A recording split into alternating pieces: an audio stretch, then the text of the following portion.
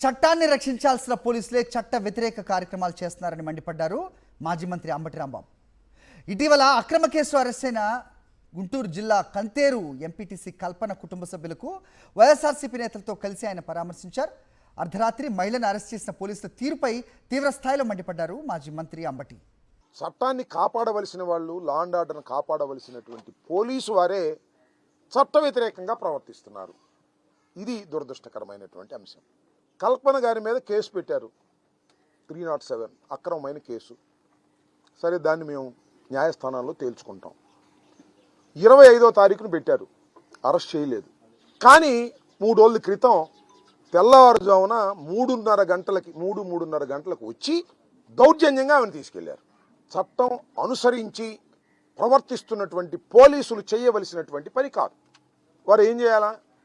చట్టం ఏం చెప్తుంది, సుప్రీంకోర్టు ఏం చెప్తుంది అంటే, సూర్యాస్తమయానికి ముందు, సూర్యోదయాన్ని తర్వాత మాత్రమే మహిళల్ని, నన్ను మిమ్మల్ని ఎప్పుడైనా అరెస్ట్ చేయొచ్చు, మహిళల్ని అప్పుడు మాత్రమే అరెస్ట్ చేయాలని చెప్పింది.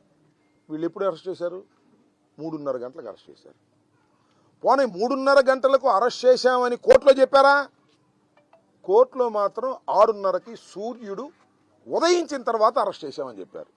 అంటే ఏంటి? పోలీసు వారు న్యాయ వ్యవస్థకి అబద్ధాలు చెప్తున్నారు, అసత్యాలు చెప్తున్నారు. మీకు నాకు చెబితే పర్వాలా, న్యాయ వ్యవస్థకే అసత్యాలు చెప్పే స్థాయికి పోలీసు వ్యవస్థ దిగజారిపోయింది. ఇది దుర్మార్గం.